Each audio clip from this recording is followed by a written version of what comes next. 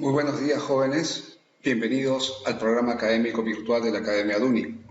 Soy el profesor Yubino Yauri y tendré a cargo el curso de filosofía. En este primer video vamos a trabajar los conceptos básicos de la filosofía. Aquí tenemos el contenido temático. En primer lugar veremos las definiciones de filosofía, las características y sus disciplinas filosóficas. El primer punto, las definiciones de filosofía. La filosofía, de hecho, no se define de un solo modo. Hay muchas definiciones de filosofía. Se ha dicho que cada filósofo tiene su particular manera de entender a la filosofía y por lo tanto definirla de un solo modo resulta problemático y algunos piensan que imposible. A tal extremo se llega que incluso hay textos que nos hablan de esta imposibilidad de definir de un solo modo la filosofía. Hay textos que hablan de la filosofía para mostrar lo problemático que es definirla y considerando incluso que definir la filosofía, es decir, responder a la pregunta ¿qué es la filosofía?, resulta casi imposible. Aquí tenemos un texto del doctor Richard Rush en el que nos habla de cómo la pregunta ¿qué es la filosofía?, no admite una respuesta definitiva. El autor señala, entre otras cosas, que es necesario tener un criterio para poder así distinguir qué investigación es filosófica y qué investigación no lo es. Y señala que este criterio corresponde pues a la metafilosofía, a una filosofía de la filosofía. Sin embargo, hay definiciones que se han ido dando a lo largo de la historia. Aquí tenemos a Aristóteles, en su obra La Metafísica, nos dice que la filosofía es una ciencia teórica, se ocupa de los primeros principios y primeras causas. La filosofía es el estudio del ente en cuanto ente y de sus condiciones o propiedades. Por otro lado, también señalaba Aristóteles que la admiración viene a ser la fuente o el punto de partida de la filosofía. Más adelante, en la época moderna, René Descartes, entre otras obras, nos ha mostrado el discurso del método, donde manifiesta que la filosofía se ocupa de la fundamentación del saber, la filosofía se ocupa de dar el sustento de las diferentes ciencias. Y también sabemos del papel que cumple en este caso la duda como inicio o punto de partida del filosofar, de acuerdo con este filósofo francés moderno. Otra definición es la que nos brinda Marx, y han escuchado seguramente ustedes acerca de una frase de Marx muy conocida. Es una de las tesis sobre Feuerbach, una tesis donde nos menciona que la filosofía no se reduce simplemente a una teoría, a un saber, a una mera contemplación, a una simple comprensión de la realidad, sino más bien que la filosofía se orienta a la transformación de la misma. La filosofía entonces se constituiría en una praxis revolucionaria, una praxis, una actividad orientada a la transformación del mundo. Llega a decir Marx que la filosofía es un arma espiritual, es un arma intelectual, en manos de alguna clase social, evidentemente. Otra definición corresponde a Bertrand Russell, notable pensador inglés, quien en su obra Los problemas de la filosofía señala que la filosofía es un saber intermedio entre la ciencia y la teología. La filosofía es una suerte de tierra de nadie, dice él, en el sentido de que se halla un estado de incertidumbre, sus problemas, sus soluciones no tienen ni el carácter exacto y preciso de la ciencia, pero tampoco caen en el dogma, en ese pensamiento cerrado que es propio de la religión. Tenemos a Wittgenstein, notable filósofo austriaco del siglo XX, quien en su obra Tractatus Lógicos Filosóficos nos enseña que la filosofía no es una teoría, no es un saber, no es una ciencia, que simplemente es una actividad de análisis y esclarecimiento del lenguaje. Llega a decirnos este autor que los problemas, las interrogantes, las diferentes cuestiones de la filosofía no son más que pseudoproblemas y que por lo tanto no admiten una solución, es decir, no pueden ser resueltos estos problemas, sino más bien disueltos. En ese sentido, la filosofía cumple un papel de aclaración, de esclarecimiento del lenguaje. Ahora vamos a apreciar algunos textos representativos acerca de lo que es la filosofía, de cómo ha sido entendida. Tenemos en primer lugar un texto de Aristóteles, pertenece a la Metafísica. señala que la filosofía proviene del asombro, de la admiración, tiene como base, tiene como punto de partida la admiración. La admiración presupone un reconocimiento de la ignorancia. Y finalmente ese reconocimiento de la ignorancia permite entender cómo la filosofía no tiene una utilidad inmediata, es decir, no persigue un fin práctico inmediato.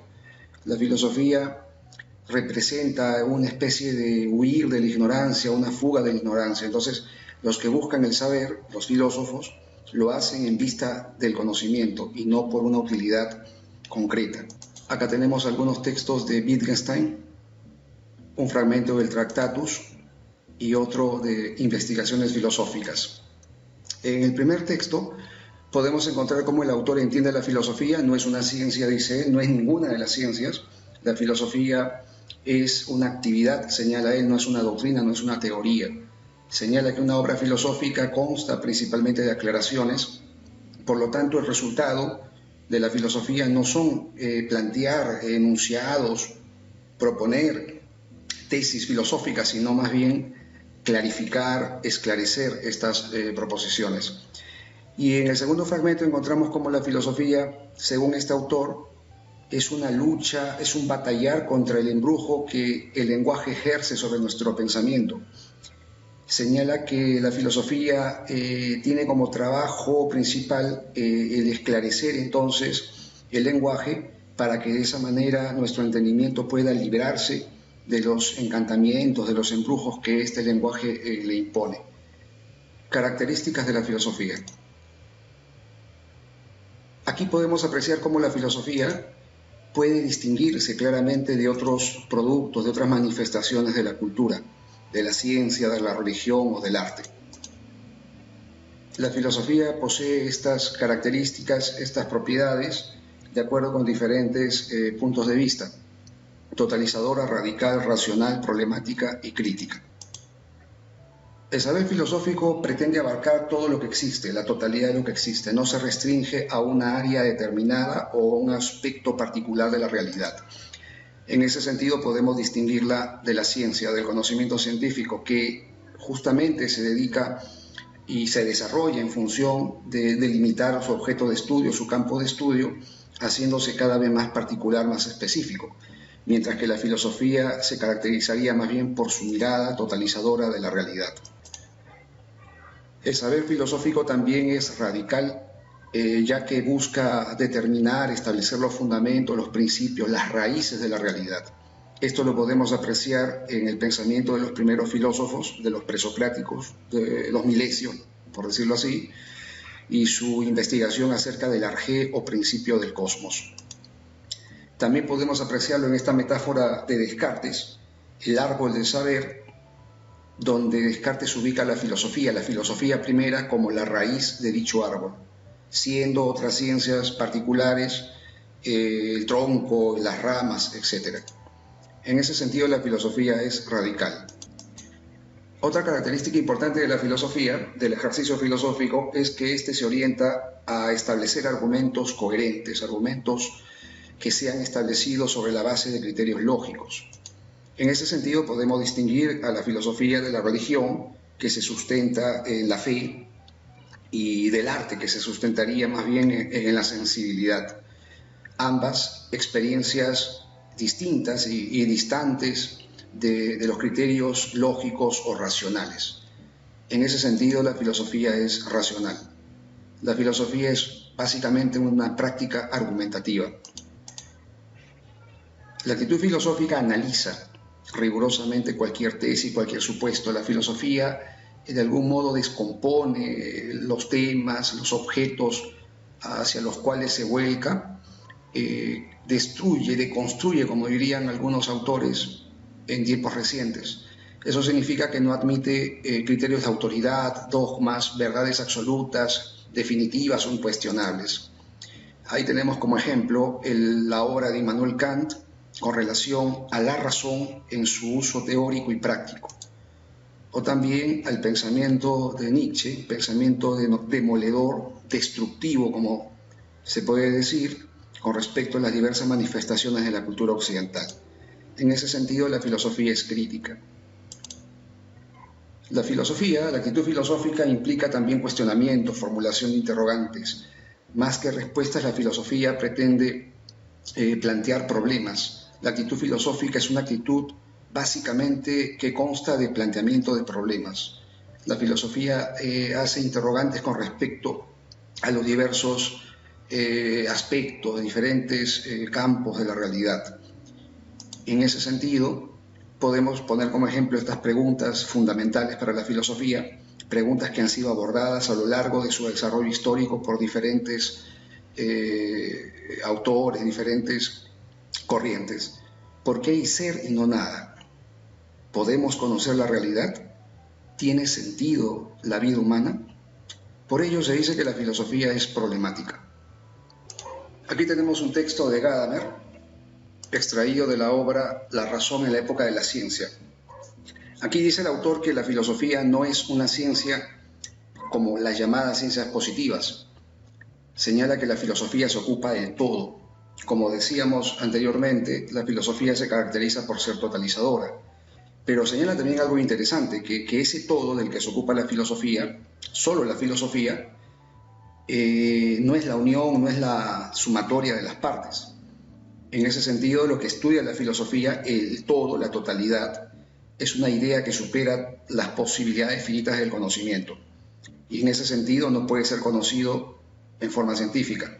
Por ello, la filosofía se distingue de la ciencia, por ese carácter totalizador, como señalábamos anteriormente. Aquí tenemos un fragmento de Russell, donde señala una característica fundamental de la filosofía y que para él la distingue de la ciencia, y es la crítica, la característica esencial de la filosofía, que hace de ella un estudio distinto de la ciencia, dice él.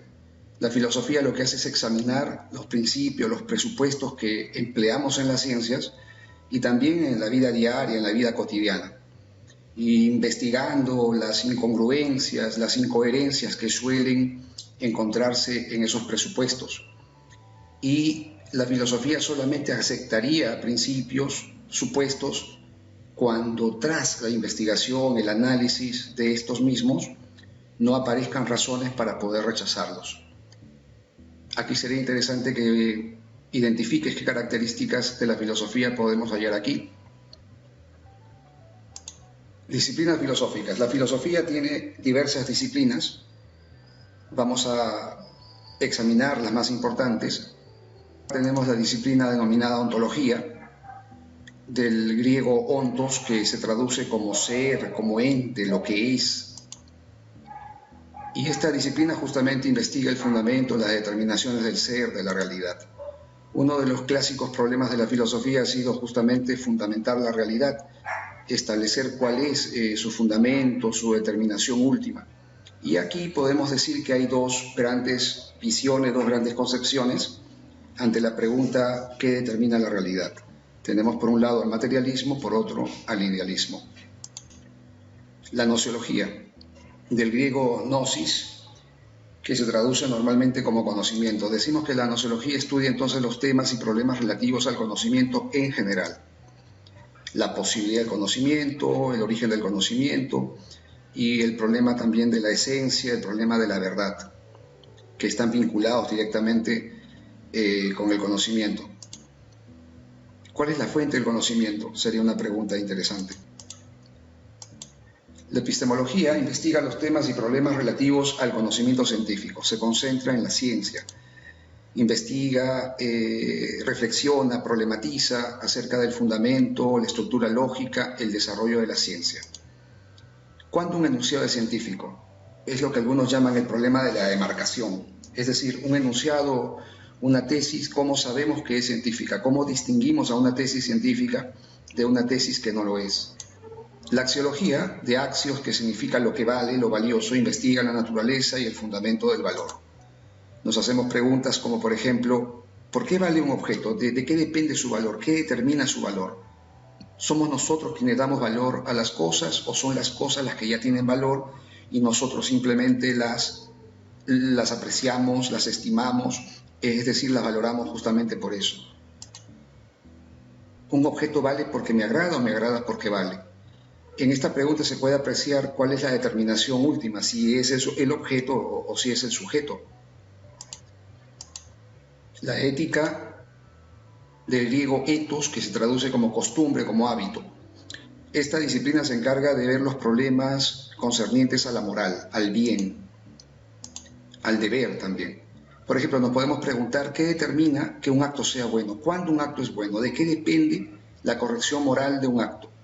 Dependerá de la intención con que actuemos, dependerá de los resultados, de la acción, las consecuencias, los fines, los objetivos que persigamos mediante ella.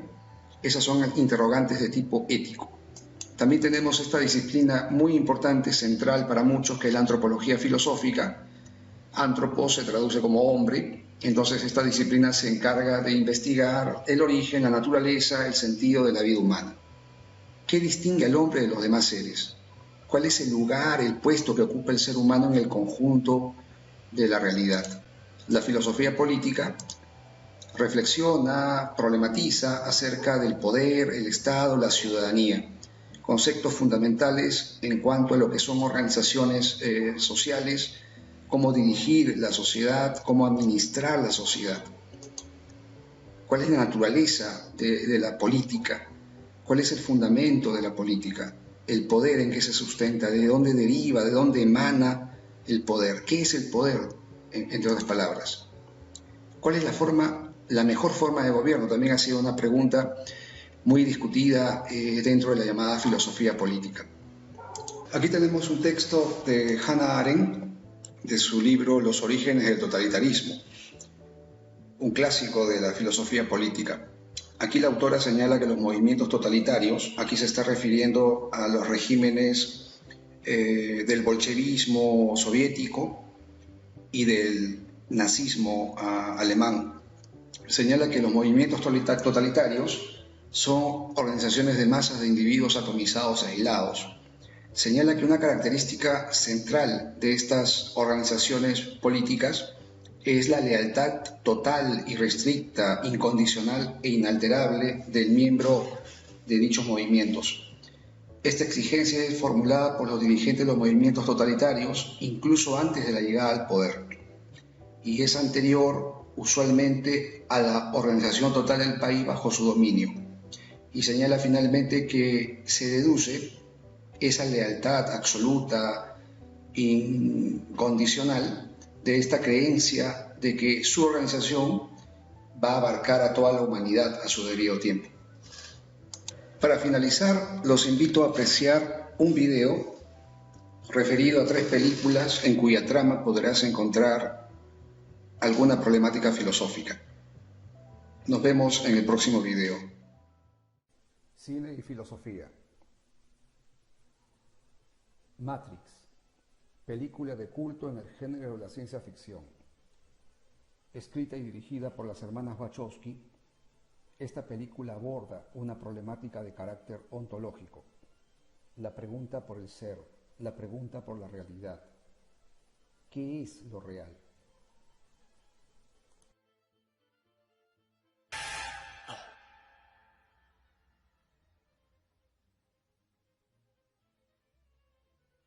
Esto es el Construct, el programa para cargar.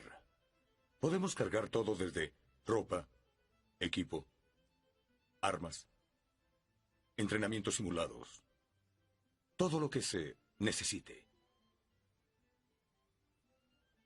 ¿Estamos en un programa de computadora?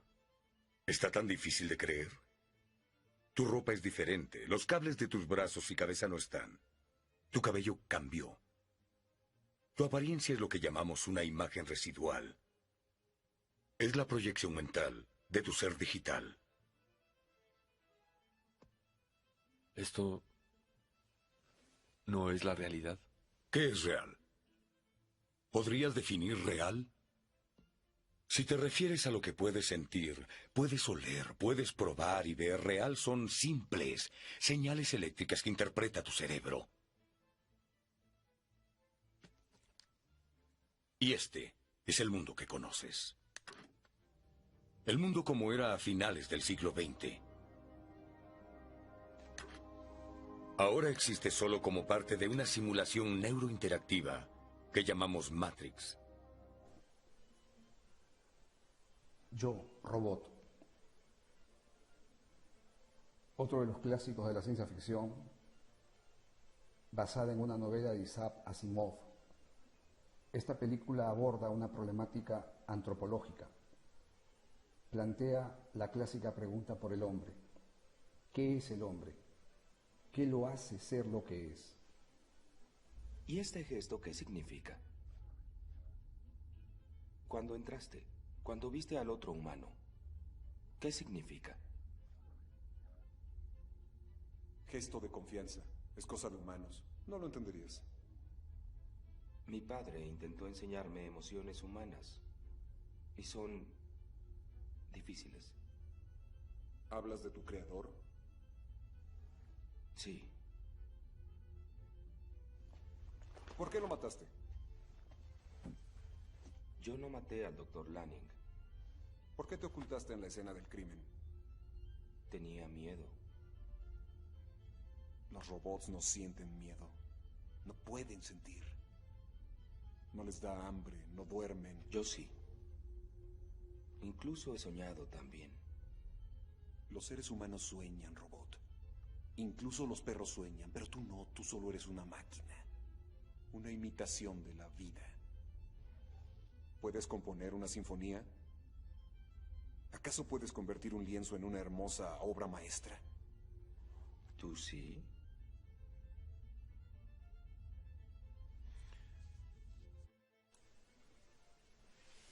Million Dollar Baby es un drama dirigido por Clint Eastwood. En nuestro medio esta película fue conocida como Golpes del Destino y en ella podemos encontrar una problemática ética, una de las grandes preguntas que Immanuel Kant formulara para la filosofía. ¿Qué debo hacer?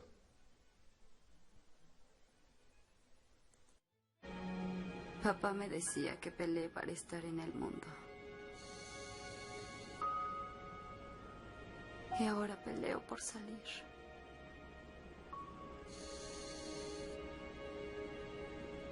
Eso es todo lo que quiero, Frankie. Pero no quiero pelear contigo para que lo hagas. Por favor. Por favor, no me lo pidas. Te lo suplico. No puedo.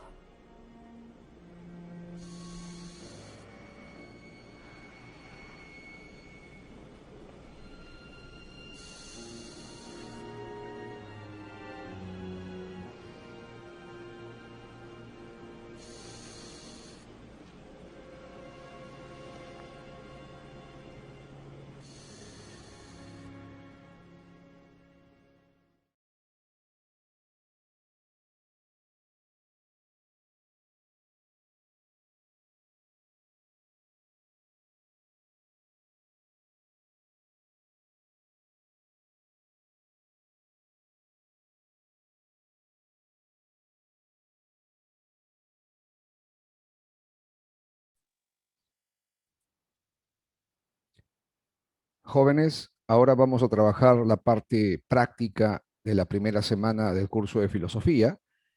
En esta oportunidad vamos a trabajar, vamos a desarrollar los diferentes ejercicios que corresponden a la primera semana, título Introducción a la Filosofía.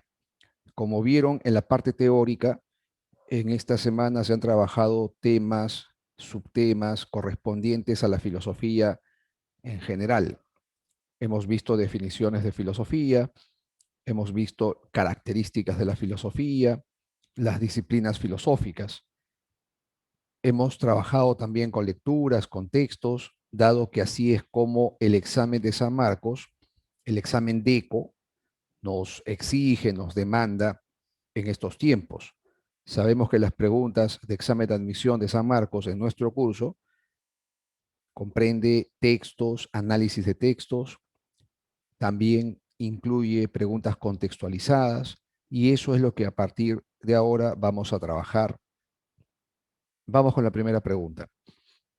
Vamos a leerla detenidamente y a buscar la respuesta. Esta pregunta, como pueden apreciar, corresponde a las características de la filosofía.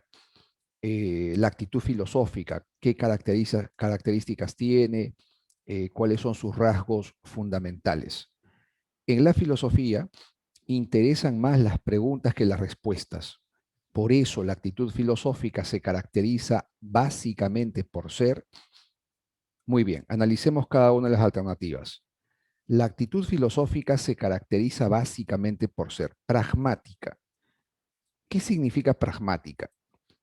Pragmática quiere decir pues aquella actitud donde se busca, se pretende la satisfacción de necesidades prácticas, concretas. La actitud pragmática tiene que ver con el uso, el aprovechamiento, el empleo que hacemos de las cosas. Entonces, la actitud pragmática implica ver la realidad con un fin eminentemente práctico, dejando, digamos, de lado lo teórico, lo reflexivo, digamos que nos lanzamos a buscar aspectos prácticos, resultados efectivos con relación a un determinado problema o asunto. Entonces, la filosofía no es precisamente eso, ¿no? La filosofía no consiste en el uso, el aprovechamiento de recursos para satisfacer necesidades prácticas o concretas. No es un rasgo de la filosofía. Dogmática. ¿Qué significa dogmática? Dogmática quiere decir que partimos, que asumimos verdades definitivas, absolutas. Un dogma es una creencia que se asume como verdadera en forma indiscutible, en forma incuestionable. Y la filosofía evidentemente no tiene esa actitud. En la actitud filosófica más bien se cuestiona, se somete a examen, se analiza de una manera rigurosa, de una manera minuciosa. En la actitud filosófica no se parte de creencias absolutas, de verdades definitivas.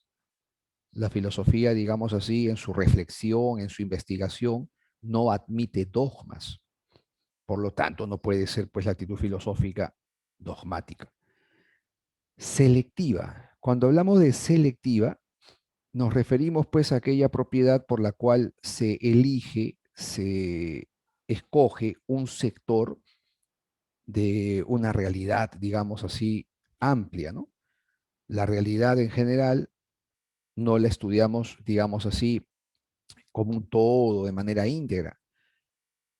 Selectiva quiere decir pues que escogemos una parte de esa realidad, nos centramos en ese sector, en ese aspecto, en esa parcela.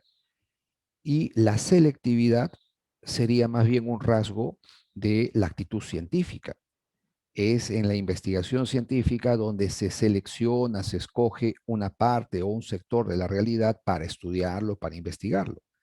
Entonces, selectiva vendría a ser más bien la actitud científica y no tanto la actitud filosófica. Entonces, ya tendríamos la respuesta, ¿no? La filosofía formula preguntas, la filosofía en ese sentido es problemática, ¿no? La filosofía, más que respuestas, lo que va a plantear y replantear son preguntas, interrogantes. La actitud filosófica se caracteriza pues por ser interrogativa. La actitud filosófica es una actitud de interrogación, de preguntar. Todo prácticamente es sometido a ese preguntar, a esa interrogación. Muchos autores han dicho, por ejemplo, que la filosofía, la actitud filosófica, en ese sentido es parecida, es análoga a lo que ocurre en los niños.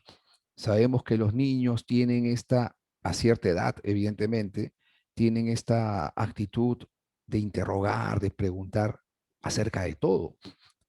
Y esas preguntas parecieran no tener respuestas definitivas. Una pregunta trae a otra y esta a otra y así sucesivamente. Por lo tanto, en la filosofía, más que respuestas, importan las preguntas.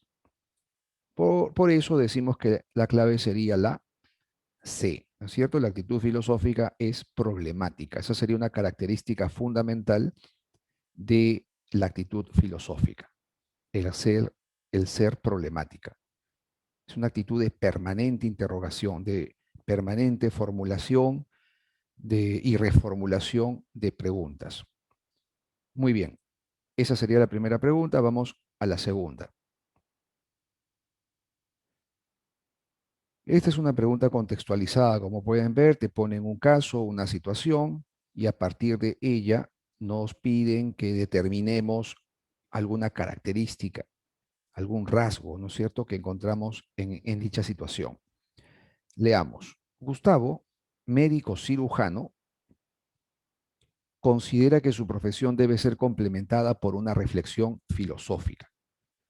Vamos despacio, a ver. Gustavo es un médico, es un científico de la salud, y él considera que su actividad profesional tiene que complementarse con la reflexión filosófica. ¿Por qué?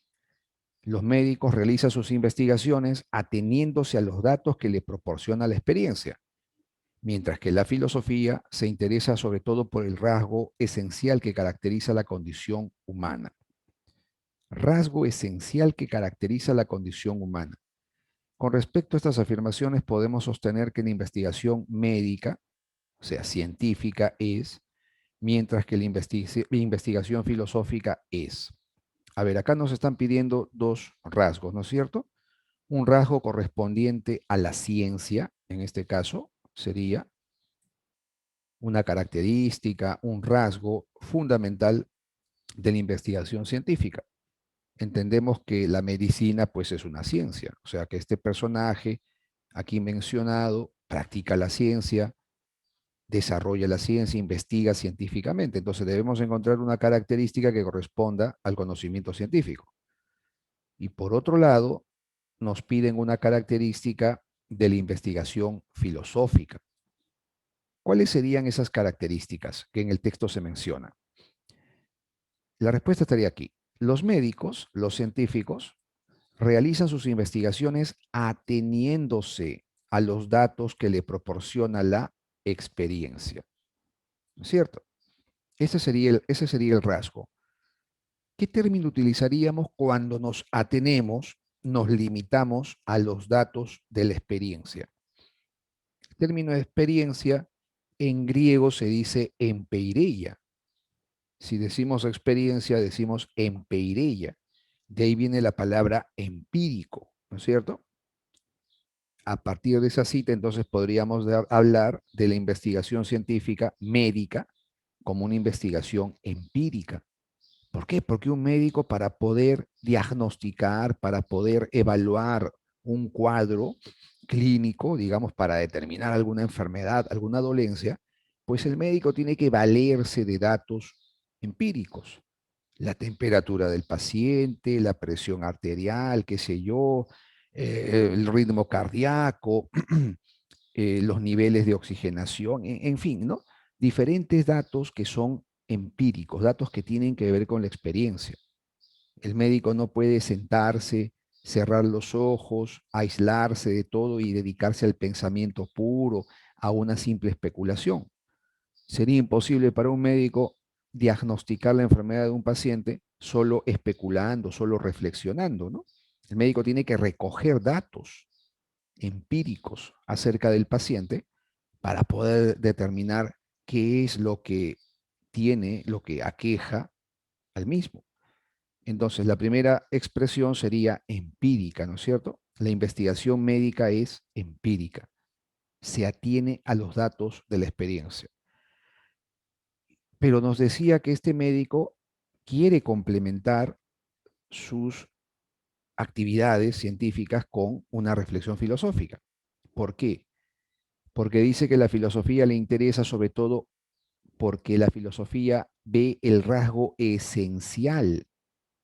Esta palabra es clave, ¿no? La filosofía atiende a lo esencial, a lo fundamental, el rasgo esencial que caracteriza la condición humana. Bueno, sabemos que la filosofía se caracteriza pues porque va al fundamento, va a las raíces, va a los principios de todas las cosas, ¿no? En este caso, de la condición humana. Y efectivamente, para un médico, me imagino, pues debe ser también importante una concepción del hombre. Es decir, un médico que atiende a una persona, pues se va a hacer preguntas sobre qué es un ser humano, preguntas sobre la vida humana, la condición humana, la existencia humana.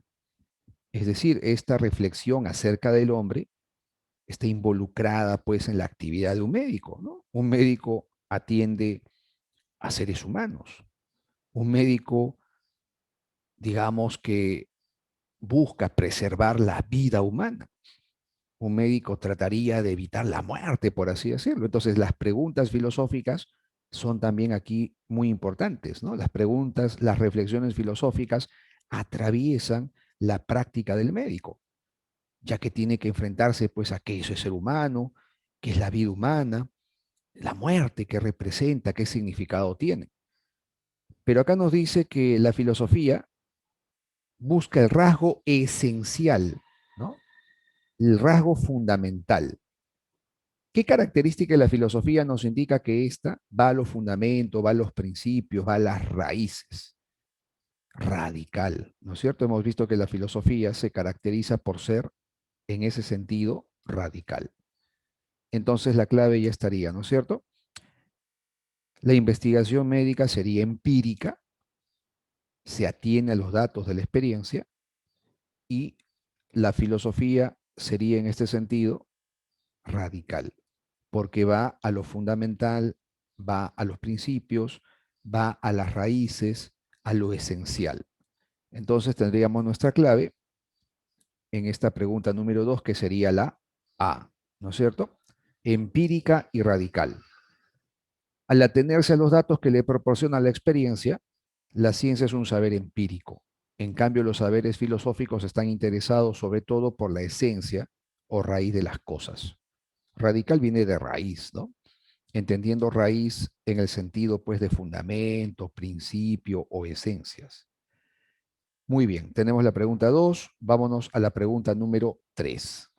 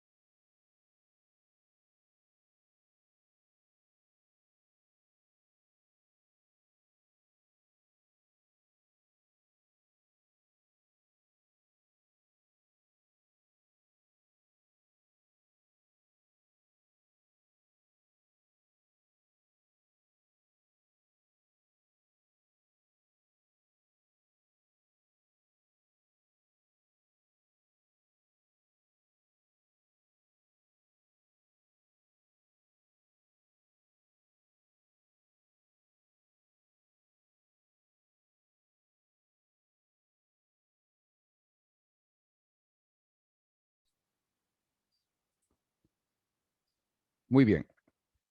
Hemos leído esta pregunta número 3 y aquí podemos apreciar que se nos indica o se nos pide la disciplina filosófica que estaría presente en esta reflexión. ¿Cuál sería la disciplina filosófica que se ocupa de esa problemática? Si Dios ha determinado un destino para el hombre, entonces la libertad humana solo es una apariencia, o sea, no existiría. Y si no existiría la libertad en el hombre, nos indica el texto que el hombre no tendría responsabilidad de sus actos. ¿En qué disciplina filosófica ubicaríamos esta reflexión? ¿Cuál sería la disciplina filosófica que evalúa, que problematiza la libertad, la responsabilidad de los actos? Antropología. La antropología filosófica se ocupa de lo que es el hombre. ¿Qué es el hombre? Se pregunta por la esencia humana. La antropología filosófica reflexiona sobre la condición humana, pero aquí en la lectura no se nos indica, no hay algún detalle que nos hable del hombre, qué es el hombre, qué caracteriza al hombre, en qué se distingue el hombre de otros seres, o cuál es el puesto que ocupa el ser humano en el conjunto de la realidad. En esta reflexión lo que encontramos más bien es una problematización de la libertad y la responsabilidad. La libertad es la capacidad que tenemos para decidir autónomamente qué hacer. La libertad está involucrada pues con el hecho de elegir una acción o no. Y la libertad es un requisito imprescindible para la responsabilidad.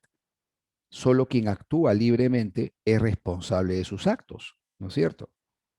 Si yo no actúo libremente, no voy a tener responsabilidad en lo que haga, ya que lo que estoy haciendo no ha sido mi elección, no ha obedecido a una decisión voluntaria, autónoma, propia. Entonces, esta reflexión tiene que ver más con los actos, ¿no es cierto? Con lo que hacemos en forma libre, en forma voluntaria, en forma responsable. Y estos serían temas de la ética, ¿no es cierto? Sabemos que la ética es la disciplina que se ocupa acerca de la moral, acerca de los actos morales. La ética problematiza la moral. La ética pretende fundamentar la acción moral. Pero para hablar de acción moral es preciso hablar de libertad, hablar de responsabilidad. Los actos morales son actos libres, son conscientes, son actos responsables. Entonces aquí sería la clave, más que antropología, ética. La ontología es la disciplina que se ocupa del ser, de lo real, de lo que existe en forma general. La teología sería aquella disciplina que se ocupa de Dios, del ser divino. Pero en la lectura lo que se problematiza, lo que se discute es un tema moral y corresponde evidentemente a la ética. Muy bien, pasamos a la pregunta siguiente. Pregunta número 4. Vamos a leer con atención y procedemos a desarrollar esta pregunta.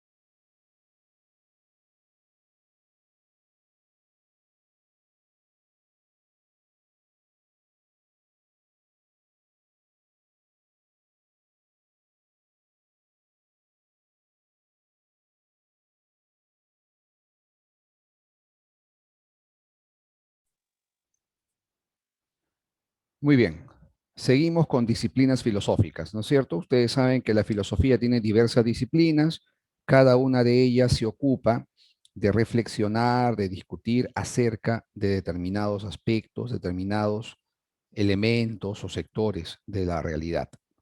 Hay diversas disciplinas como la antropología, la epistemología, la ontología, la ética, la axiología, la estética, la filosofía política, entre otras. Y en la lectura se alude a qué disciplinas. ¿A qué disciplinas filosóficas hace referencia el enunciado anterior? Veamos. El hombre ha tratado de comprender la realidad, los entes que hay en el mundo. Sin embargo, también ha tenido un momento en donde el centro de su reflexión o problema ha sido él mismo. Hay dos disciplinas aquí involucradas. En primer lugar, se habla de la realidad, ¿no es cierto? La realidad en general, los entes que hay en el mundo, lo que existe. ¿Qué disciplina evaluaría esto? la realidad, el ser, los entes, lo que existe en el mundo, lo que hay. Eso sería la ontología, ¿no es cierto? Sabemos que la ontología, del griego ontos, que significa lo que es, el ser, el ente, pues se ocupa de la realidad en general, se ocupa de lo que es, de lo que existe, de lo que hay en la realidad. Y la segunda parte se habla pues de que el hombre ha reflexionado sobre el mismo. En otras palabras, se trata de la reflexión sobre el hombre, la reflexión sobre la condición humana. ¿Qué representa la existencia humana? ¿Qué significado tiene la vida humana? Y eso corresponde a la antropología, ¿no es cierto? La reflexión acerca del hombre es una reflexión antropológica. Tendríamos ahí entonces la resolución. La ontología es la reflexión filosófica sobre la realidad y los entes que hay en el mundo, mientras que la antropología filosófica se encarga del estudio filosófico obvio, ¿no? Del hombre. La clave sería entonces la B, ontología y antropología filosófica, porque hay que distinguir que hay otras antropologías, ¿no? Hay antropología física o biológica, hay antropología cultural, que vendrían a ser ramas de la ciencia. Aquí obviamente se está aludiendo a la antropología filosófica. Muy bien, vamos a la pregunta número 5. Acá tenemos una lectura, vamos a dedicarle un mayor tiempo para poder leer con mucha prolijidad, con mucho detenimiento el texto y luego pasamos a las preguntas que corresponden.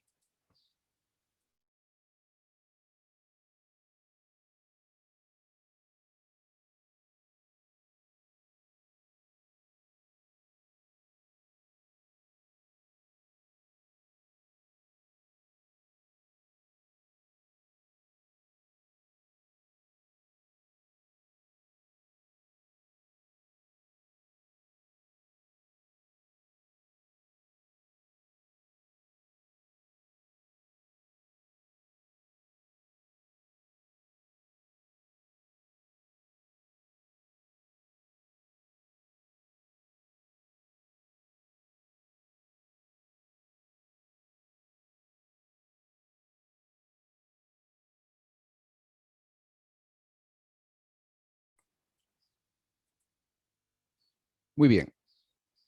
En esta lectura de Jesús Mosterín encontramos referencias a lo que llaman filosofía analítica. ¿Qué es la filosofía analítica? Esta tendencia tan importante dentro de lo que es la filosofía contemporánea.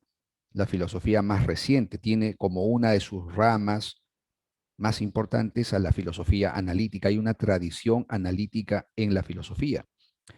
Aquí se caracteriza pues a la filosofía analítica, ¿no? ¿Qué es la filosofía analítica?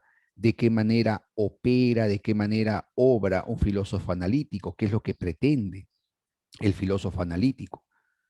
Vamos a leer algunos pasajes. Significa, dice, filosofía que pretende tener un alto grado de honestidad intelectual. Pretende hablar con claridad. Esta parte es importante. La filosofía analítica pretende hablar con claridad. Pretende explicar y definir las nociones que usa. Pretende dar argumentos para las tesis que sostiene. Es una filosofía en la cual la oscuridad no se valora como profundidad, sino que la oscuridad se rechaza como también se rechazan los conceptos oscuros y blandos. Se rechaza la arbitrariedad. Se rechaza que el filósofo hable como una especie de oráculo, simplemente diciendo cosas sin probarlas ni demostrarlas. Y se admite que en la filosofía analítica, que cuando alguien dice algo tiene que responder ante sus colegas de lo que ha dicho, explicándoles lo que dice, definiéndolo y probándolo. Es importante aquí subrayar lo siguiente, ¿no? La filosofía analítica desprecia la oscuridad, dice, ¿no? La oscuridad no se valora como profundidad. La filosofía analítica pretende claridad en nuestras expresiones, en nuestro discurso, ¿no? La oscuridad se rechaza como también se rechazan los conceptos oscuros y blandos. Se rechaza la arbitrariedad. Si un filósofo plantea una tesis, pues tienes que probarla, tiene que demostrarla, tiene que argumentar. Ahora, para argumentar tiene que construir pues un discurso que sea coherente. Y en un discurso coherente, los términos, las expresiones que se usan, pues tienen que estar bien definidas. Deben ser expresiones claras, debe utilizarse conceptos claros. Y ese es un rasgo fundamental de lo que se llama filosofía analítica. La filosofía analítica pretende la claridad en el lenguaje, el rigor en los argumentos, la coherencia en los argumentos. Por ello, para la filosofía analítica es tan importante la lógica, por ejemplo, ¿no? Ya que la lógica ayuda a formalizar el lenguaje, ayuda a darle precisión, a darle exactitud, a darle coherencia, a darle rigor a nuestros discursos. Entonces, para el autor, esas serían algunas características de la llamada filosofía analítica, que es, como dijimos, una vertiente muy importante dentro de lo que es la filosofía contemporánea, la filosofía más reciente. Una de las características de la filosofía que se resalta en el texto es el carácter. A ver, ¿cuál sería el carácter?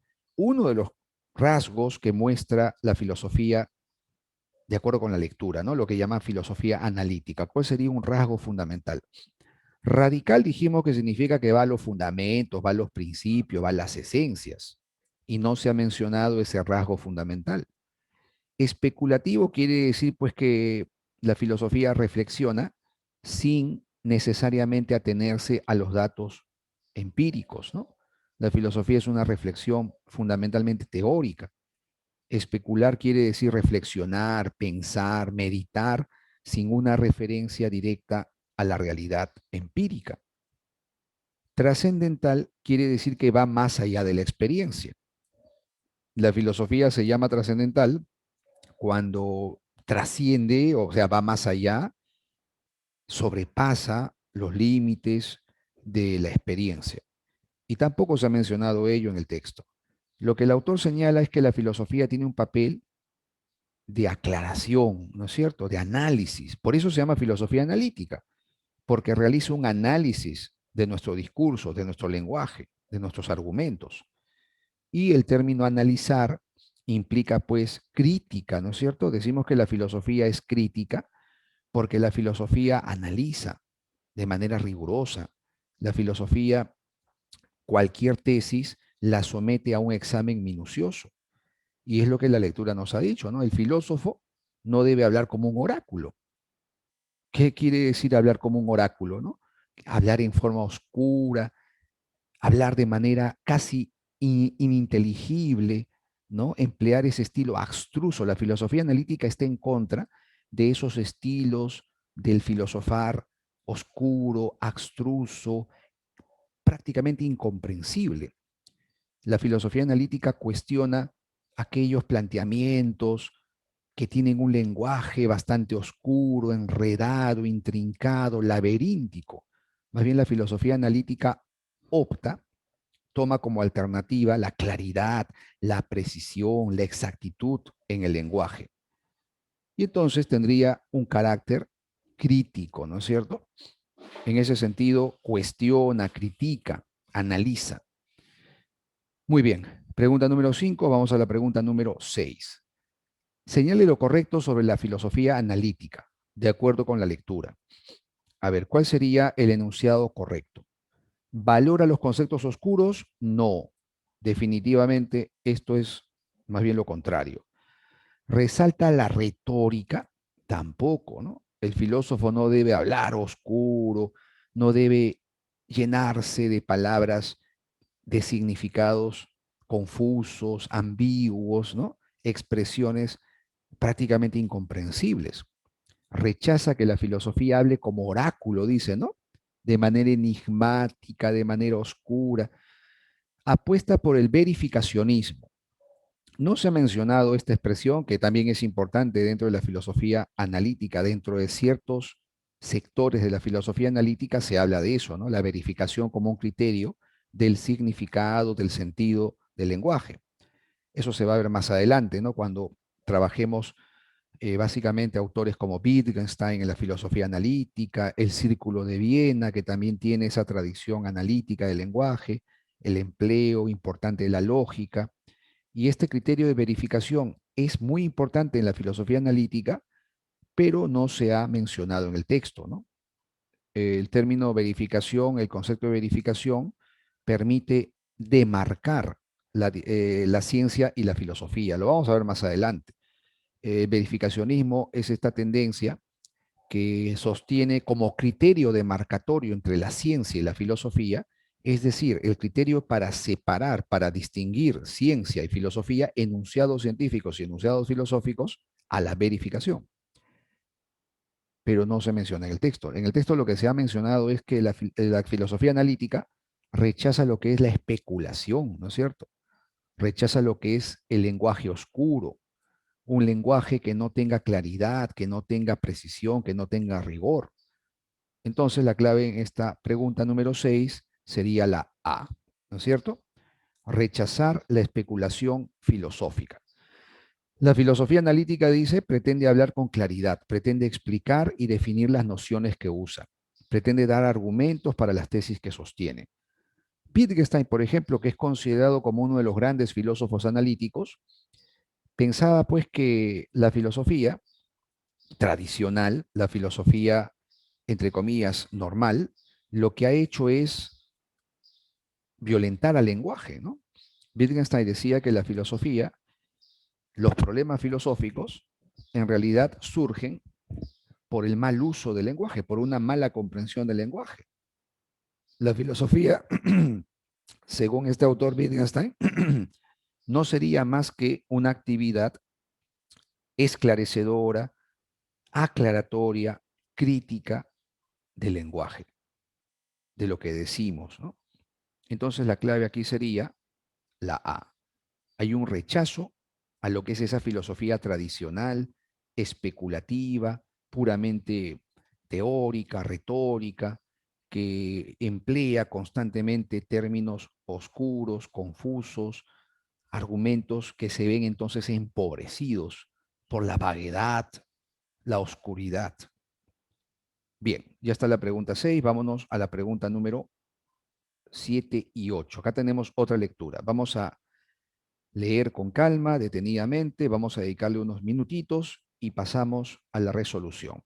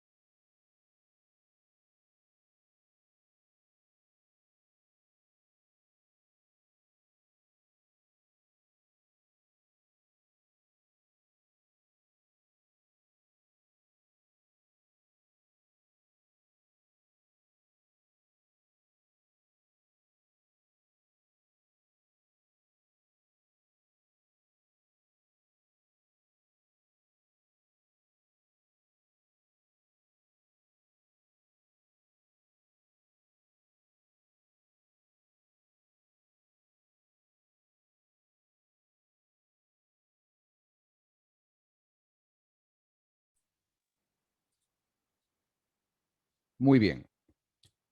Este texto corresponde a un diálogo de Platón, uno de los más importantes diálogos, titulado La República.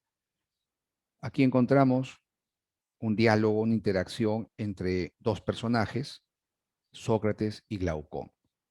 Vamos a leer. Sócrates, afirma ahora esto o niégalo. Cuando decimos que una persona está ansiosa de algo, ¿declararemos que lo ansía en forma íntegra? ¿O acaso una parte sí, una parte no? En forma íntegra. Aquí el término íntegro, íntegra, hace referencia pues a lo contrario de parte, ¿no es cierto? Lo íntegro sería entonces lo completo, lo total. Tenemos partes, tenemos el todo. Lo íntegro hace referencia entonces a lo total, lo completo. Y del amante de la sabiduría o filósofo diremos que no anhela la sabiduría en parte sí, en parte no, sino íntegramente. Es verdad. La filosofía etimológicamente es amor a la sabiduría, como ustedes sabrán, anhelo del saber. Pero la filosofía no buscaría el saber de manera parcial o de manera particular, de manera sesgada, ¿no? Aquí se indica que la filosofía busca el saber de manera íntegra, no por partes, sino íntegramente, es decir, completo, ¿no? El saber completo, el saber total. Es verdad, responde el otro personaje. Y de aquel que no le gusta estudiar, sobre todo mientras es joven, y no cuenta aún con razón para decidir si eso es útil o no, ¿no diremos que es amante del estudio o que es filósofo? Como tampoco del que siente aversión por los alimentos, hemos de decir que tiene hambre o que desea alimento, ni que es voraz, sino que es inapetente. La filosofía como anhelo del saber, evidentemente, pues tiene que corresponder con una búsqueda del saber. Por eso dice, ¿no? Aquel que no le gusta estudiar, aquel que no le gusta investigar, no vamos a decir que es amante del saber. El amante del saber busca el saber, investiga, estudia. Igual, análogamente, el que no busca alimentos, el que no desea alimentos, no vamos a decir que tiene hambre, ¿no? El que tiene hambre, ¿qué hace? Evidentemente, el que tiene hambre busca comida, busca alimentarse. El que no busca comida, el que no busca alimentarse, pues es inapetente. Del mismo modo que el que no estudia, el que no investiga, no es amante del saber, ¿no? Hay una analogía interesante en ese pasaje entre lo que es la actividad filosófica y la actividad de satisfacción del hambre, ¿no es cierto? El que es filósofo busca el saber, desea el saber. El que tiene hambre desea comer, desea alimentos.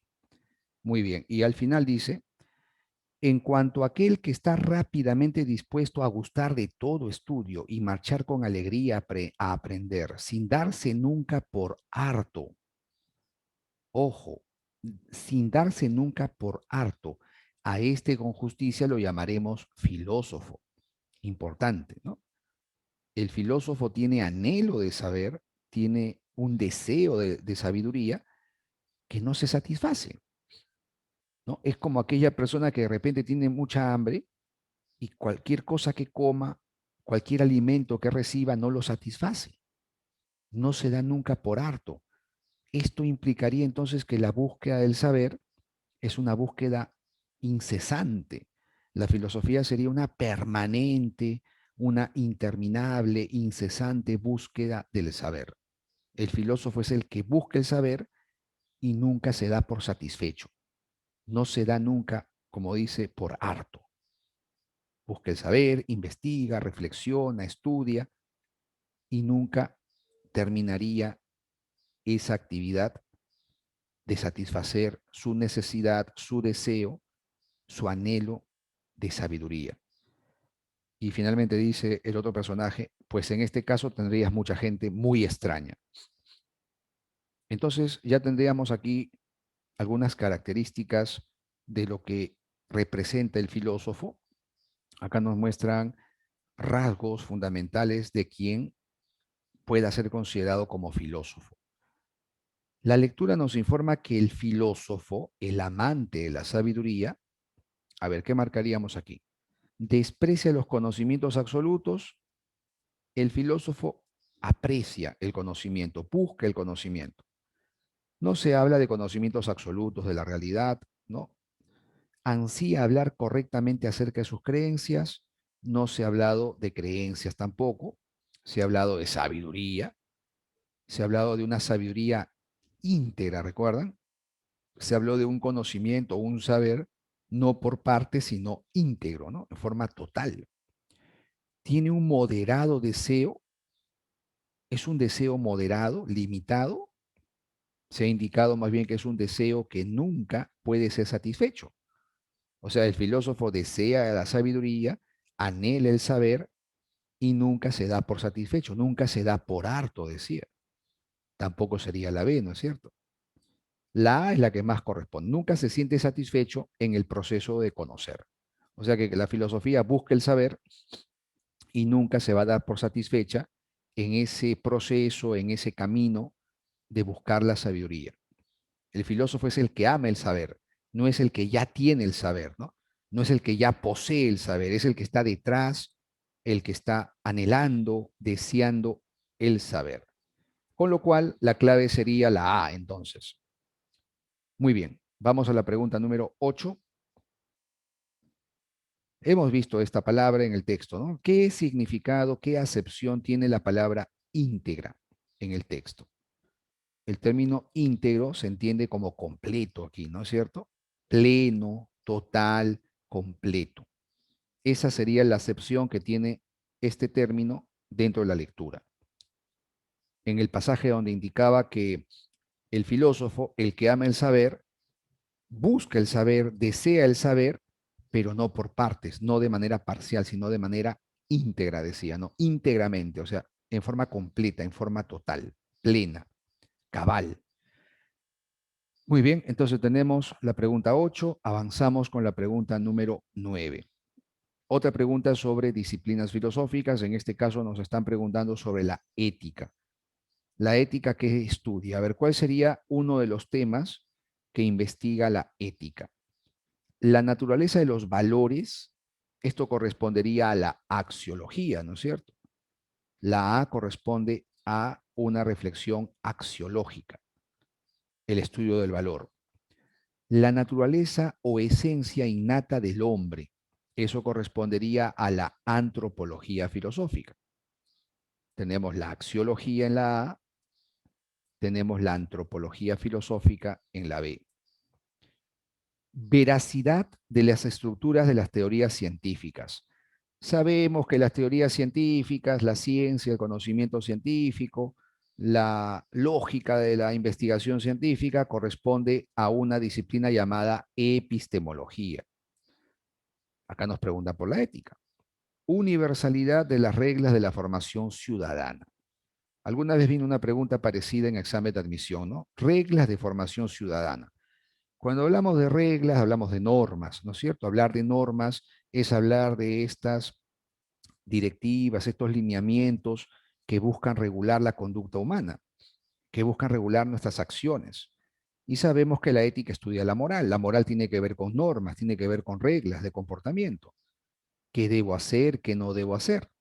Y eso está vinculado pues con la vida en comunidad. No puede haber moral pues en forma individual, en forma aislada. La moral tiene que ver con el vínculo, la relación que establecemos con los demás, con los otros. Ese vínculo, esa interacción que hay entre las personas, entre los seres humanos en un grupo, en una comunidad, pues es una interacción reglada, ¿no? Está normada, está sometida a normas, sometida a prescripciones, a deberes. Entonces, la que más se ajustaría a la ética sería la D. La ética es el estudio filosófico de la moral. Dentro de sus intereses está reflexionar si son posibles o no establecer reglas universales de comportamiento moral, ¿no es cierto? De formación ciudadana. Es decir, puede haber reglas, puede haber normas, leyes morales válidas para todos los seres humanos, al margen de su cultura, su idiosincrasia, sus costumbres. Eso es un debate interesante, ¿no? ¿Crees tú que hay normas morales, reglas que se puedan universalizar? ¿Podemos saltarnos, digamos así, las limitaciones? ¿Podemos saltarnos las restricciones culturales, étnicas, psicológicas que tienen los grupos humanos? ¿Puede haber reglas universales en el ámbito moral? Esa es una pregunta que se formula la ética, ¿no es cierto? Algunos autores han dicho que eso es imposible, algunos autores han dicho pues que las normas morales, los valores morales están vinculados pues con las tradiciones, las costumbres, es decir, con la cultura, y hay otros autores que sí han apostado por unas leyes morales universales. Un ejemplo de ello es Kant. Kant planteaba leyes universales, leyes morales universales, eh, incondicionales, a priori, ¿no? Leyes morales que estaban por encima de cualquier tipo, pues, de restricción cultural, psicológica, social, ¿no? Leyes que supuestamente tienen validez universal. Los imperativos categóricos kantianos cumplen con estos requisitos, ¿no? Los imperativos categóricos kantianos son leyes morales universales, incondicionales, totalmente formales, ¿no? no se vinculan con ningún aspecto empírico, ningún aspecto concreto, práctico de la vida humana. Trascienden esos aspectos, no están por encima, se universalizan, por lo tanto, no dependen de nada empírico, son puramente formales, totalmente racionales, por eso pueden elevarse a la categoría de universalidad. Pero bien, eso lo vamos a ver también más adelante cuando hablemos de la ética kantiana y de otros autores, ¿no? Aquí estamos viendo la disciplina simplemente en general, qué estudia la ética, cuál sería un tema relacionado con la ética. Pregunta 10. La filosofía es una actitud humana que se caracteriza por ser radical. Esto quiere decir que habíamos explicado que radical significa que va a los fundamentos, va a las raíces, ¿no? La filosofía, la actividad filosófica aborda un objeto, aborda un tema, yendo al fundamento, yendo a las raíces. Por eso se dice que es radical, yendo a la esencia, ¿no? Al principio, al fundamento de las cosas. Muy bien, esta es una pregunta bastante corta. Ya tenemos la clave. Vamos a la siguiente. Acá tenemos una lectura. Aquí sí hay que tomarnos más tiempo, analizarla con más calma, leer el texto, analizarlo detenidamente.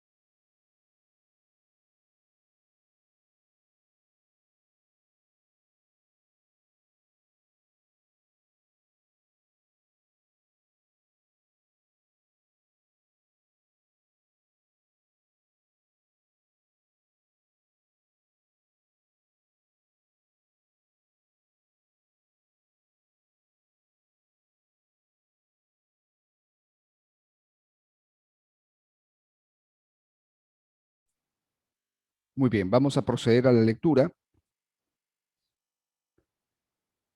de este texto de Augusto Salazar Bondy, del libro Iniciación Filosófica. Frente a la ciencia, la filosofía se ofrece pues como un pensamiento abierto, flexible, proyectado hacia todas las variedades de la realidad y la experiencia. Aunque cualquier acto de conocimiento implica una abstracción, en términos comparativos, la apertura del filosofar a todos los horizontes de la experiencia significa una vuelta a lo concreto, que por contraste hace de la ciencia un reino de la abstracción. De parecida manera, podemos decir que si es cierto que todo pensar es dinámico y creador, la reflexión filosófica es, relativamente a la ciencia, o sea, con relación a la ciencia, un pensar radicalmente dinámico, que recrea constantemente sus temas y sus planteos y reinventa sin cesar sus formas metódicas. A ver, ¿qué nos dice la lectura? Primero, la filosofía es un pensamiento abierto, flexible, dice aquí, ¿no? Abierto y flexible. No es un pensamiento cerrado, dogmático, un pensamiento, pues, fijo, definitivo, ¿no es cierto? La filosofía, nos dice el autor, cambia, modifica, plantea, replantea sus temas, crea, recrea, inventa, reinventa sus formas metodológicas, los estilos son diversos, variados. Y nos indica también que la filosofía se proyecta hacia todas las variedades de la realidad y la experiencia. Y hace una comparación, nos dice el autor que si comparamos a la filosofía con la ciencia, pues más abstracta sería la ciencia, ¿no? Pues la filosofía se aboca, la filosofía aborda las diferentes variedades, las diferentes manifestaciones de la experiencia. O sea, va a lo concreto. Y si las comparamos con la ciencia, más bien la ciencia sería la abstracta. Es lo que nos dice el autor, obviamente. Todo pensar es dinámico y creador. todo pensar es dinámico y creador. Pero la reflexión filosófica es un pensar radicalmente dinámico. O sea, acá nos está diciendo que el pensamiento filosófico es más dinámico, es fundamentalmente dinámico en comparación con otros tipos de pensamiento. ¿Por qué? Porque recrea constantemente sus temas y sus planteos y reinventa sin cesar sus formas metódicas. Muy bien, la lectura nos ha dado ciertas características de lo que es la filosofía. La lectura también nos muestra una comparación entre la filosofía y la ciencia. Vamos a las preguntas. De acuerdo con el texto, la filosofía posee un carácter, mientras que la ciencia posee un carácter. Bien, en esta pregunta también encontramos un paralelo, una comparación entre la filosofía y la ciencia.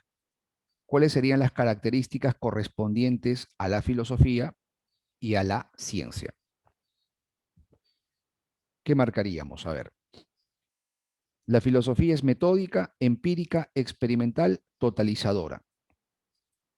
La ciencia, ¿cómo sería? ¿Radical, racional, especulativa o selectiva? Podríamos trabajar por descarte simplemente, ¿no? Una forma de resolver esta pregunta sería ver las columnas. Se supone que la primera columna, esta primera columna corresponde pues a la filosofía, esta segunda columna correspondería a la ciencia. Y por descarte podrías incluso tú analizar cada término y ver si corresponde a una o a la otra. Podemos coger, por ejemplo, la primera columna, ¿no es cierto? Esta primera columna. A ver, la filosofía indica que es metódica, sí. Empírica, no, no correspondería, ¿no? Experimental, tampoco. Totalizadora, sí corresponde. O sea, según la lectura, la filosofía emplea métodos, claro que sí. La filosofía tiene un enfoque totalizador, también se puede afirmar eso. Ahora, si cogemos la segunda columna, estas corresponden a la ciencia, ¿no es cierto? Estas palabras, estas características se supone que se refieren a la ciencia. ¿La ciencia es radical? No, la filosofía era la radical. La ciencia es racional, digamos que se afirma eso, ¿no? La ciencia es un tipo de conocimiento racional. La ciencia es especulativa, descartaríamos esta característica. La ciencia es selectiva, eso sí corresponde. Entonces, si hacemos un análisis de este tipo, los términos que corresponden a la lectura los encontramos en la D, ¿no es cierto? La filosofía es un pensamiento abierto, flexible. Y aquí está la respuesta. Un pensamiento proyectado hacia todas las variedades de la realidad y la experiencia. Acá encontramos el carácter totalizador de la filosofía. En cambio, la ciencia, comparado con esto, sería un pensamiento selectivo, particular. Se distinguiría totalmente, pues, de la filosofía en ese sentido.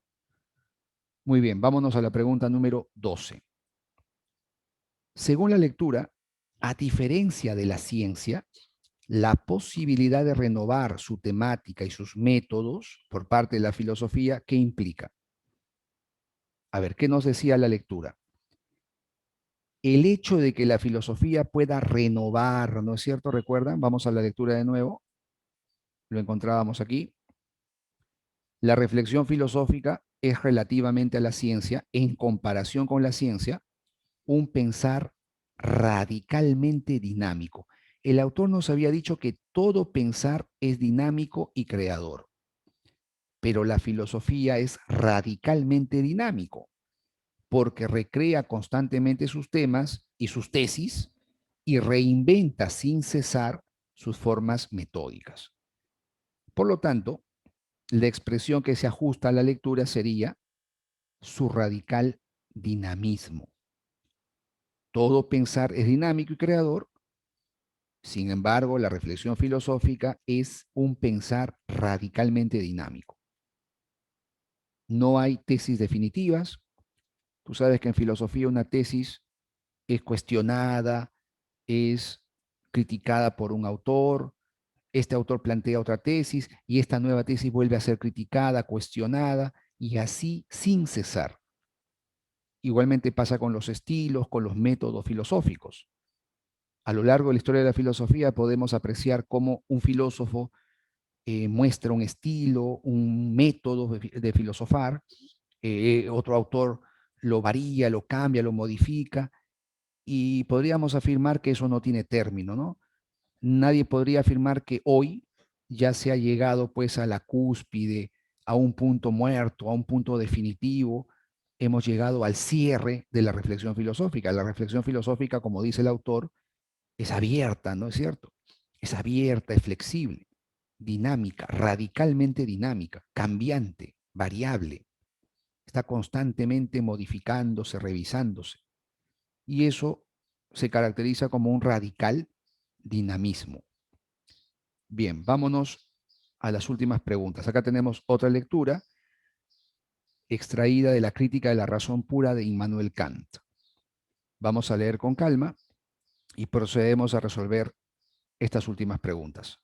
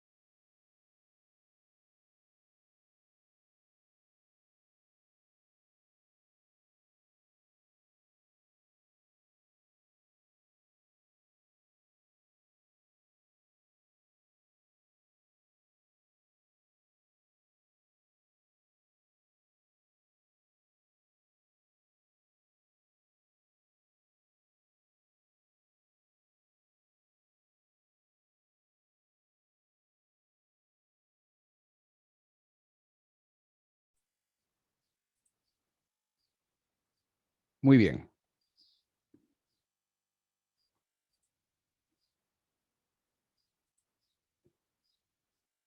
Dice el autor, la filosofía es la idea de una ciencia posible que no está dada en concreto en ningún lugar. Ojo con eso. Es la idea de una ciencia posible que no está dada en concreto en ningún lugar. Digamos que es un proyecto, ¿no? Tiene un carácter prospectivo, a futuro, pero a la que se trata de aproximarse por diversos caminos hasta descubrir el sendero único, recubierto en gran parte a causa de la sensibilidad, y hasta que consigamos que la copia hasta ahora defectuosa sea ideal al modelo. Mientras esta meta no haya sido alcanzada, no es posible aprender filosofía. Pues, ¿dónde está? ¿Quién la posee? ¿Y en qué podemos reconocerla? Importante este primer párrafo, ¿no? O sea, no se puede hablar de filosofía, porque hablar de filosofía implicaría hablar de algo que es futuro, ¿no? Algo que está en proceso, un proyecto. No se puede entonces hablar en ese sentido de filosofía, no se puede aprender filosofía. Si yo quiero aprender algo, pues yo aprendo algo que ya existe, que ya está, como se dice, definido, algo que está concretado, ¿no es cierto? Cuando aprendemos algo X, pues resulta que ese X ya está ahí, ya existe ahí, ya está realizado, ya está, como se dice, definido. Y entonces yo puedo aprender ese X, ¿no? Ese elemento. Pero nos ha dicho el autor que la filosofía no está todavía realizada, es una ciencia posible, no se encuentra en ningún lugar en concreto. Es como una idea que regula, ¿no es cierto? Que nos sirve como una especie de modelo a seguir. Y nuestros esfuerzos de reflexión, de investigación filosóficos buscan ajustarse a ese ideal, ¿no? Por eso dice que la copia defectuosa se ajusta al modelo ideal. Mientras esta meta no se alcance, no se puede aprender filosofía. Totalmente lógico, ¿no? No se puede aprender filosofía porque no hay una filosofía acabada, definida, que alguien posea y que nos pueda enseñar. Solo se puede aprender a filosofar. Fíjate, ¿no? No se puede aprender filosofía, solo se puede aprender a filosofar. Es decir, a ejercitar el talento de la razón, la filosofía como el filosofar como una práctica de la razón, como una actividad racional, siguiendo sus principios generales en ciertos ensayos existentes, pero siempre salvando el derecho de la razón a examinar esos principios en sus propias fuentes y a refrendarlos o rechazarlos. Aquí es importante mencionar la filosofía como una actividad crítica, ¿no es cierto? La filosofía como una actividad crítica de la razón. El filosofar, perdón, ¿no? El filosofar, porque el autor ha diferenciado entre filosofía y filosofar, está claro. En el primer párrafo no dijo que filosofía solo es un ideal, dice, ¿no? De una posible ciencia, a futuro, proyecto. No puede hablarse de filosofía, no se puede aprender filosofía, solo se puede aprender a filosofar. Y ese filosofar tiene que ver con una actividad de la razón donde ésta somete a crítica sus fundamentos, ésta somete a crítica sus principios. La razón no puede validar, no puede confirmar ninguna tesis si es que no la somete primero a crítica, a examinar, como dice, esos principios en sus propias fuentes y a confirmarlos o a rechazarlos. Típico texto de Kant. Vamos a la primera pregunta. Según Kant, ¿la filosofía qué es? ¿Producto de la sensibilidad? No se ha dicho en el texto. ¿Es una actitud concreta y real? Nos ha dicho que la filosofía no existe, dice, ¿no? En ningún lugar. No podemos encontrar pues a la filosofía como un producto acabado, que alguien diga yo tengo la filosofía, ¿no? La filosofía está en mi poder, está en mi posesión. No, no se puede hablar de eso. Y por ello el autor nos ha dicho que no es posible aprender filosofía. La filosofía es el examen de principios muy general, ¿no? Nos ha hablado de la razón. El filosofar tiene que ver con una actividad de la razón según la cual la razón somete a crítica sus principios. El filosofar, no la filosofía. Nos ha dicho más bien que la filosofía es la idea de una ciencia posible, ¿no es cierto? La idea de una ciencia posible, que no está en ningún lugar, pero que se trata de ir por diversos caminos hasta encontrar un sendero que nos vaya aproximando, acercando a ese ideal.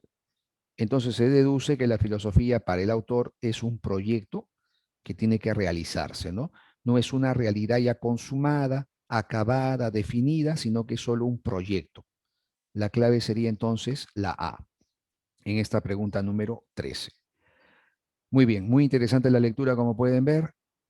Las preguntas también son muy buenas, son preguntas que se ajustan al esquema DECO que San Marcos propone. Te ponen un texto, te hacen preguntas acerca del texto, donde tenemos que inferir, tenemos que analizar la información, los contenidos que el texto nos proporciona. Pregunta 14, última pregunta. El autor afirma que el filosofar, recuerdas que el autor había hecho una diferenciación entre filosofía y filosofar. Nos había dicho que la filosofía es la idea de una ciencia posible, ¿no es cierto? La idea de una ciencia posible, un proyecto, por eso dijimos, ¿no? En cambio, el filosofar, ¿qué es? Es una tarea de quién realiza esa tarea. ¿A quién asigna Kant la tarea del filosofar? No es a la sensibilidad. No se ha referido a la sensibilidad. Tampoco ha hablado de las costumbres de la vida cotidiana, ¿no? La ciencia posible de lo real es la filosofía. ¿Qué nos dijo sobre el filosofar el autor? Eso está en el segundo párrafo, ¿no? Solo se puede aprender a filosofar, es decir, ejercitar el talento de la razón. O sea, el filosofar se vincula con el despliegue de nuestra capacidad racional, función, rol, papel que ejerce la razón, siguiendo sus principios generales, pero examinando esos principios, ¿no? Cuestionando esos principios, sometiendo a crítica esos principios. Por lo tanto, podemos afirmar que para el autor, el filosofar es una tarea de la razón en sus capacidades críticas, ¿no es cierto? La clave aquí sería la B. Muy bien. Con eso entonces estaríamos culminando el desarrollo de esta primera práctica dirigida, esta práctica correspondiente a la primera semana, donde hemos evaluado diferentes contenidos acerca de la introducción a la filosofía. Hemos revisado preguntas que han abordado diferentes temas sobre las características de la filosofía, disciplinas filosóficas, definiciones de filosofía. Recordemos que estos temas están viniendo constantemente en los exámenes de admisión, han venido textos justamente sobre Kant, han venido textos sobre definición de filosofía, cómo se entiende la filosofía, y las preguntas son preguntas que se ajustan, repito, al modelo de ECO, ¿no? Hay que acostumbrarnos a resolver preguntas de este tipo y es lo que haremos en los sucesivos videos. Bien, chicos, con eso estaríamos cerrando esta primera semana, esta primera práctica. Los dejo ahí. Muchísimas gracias.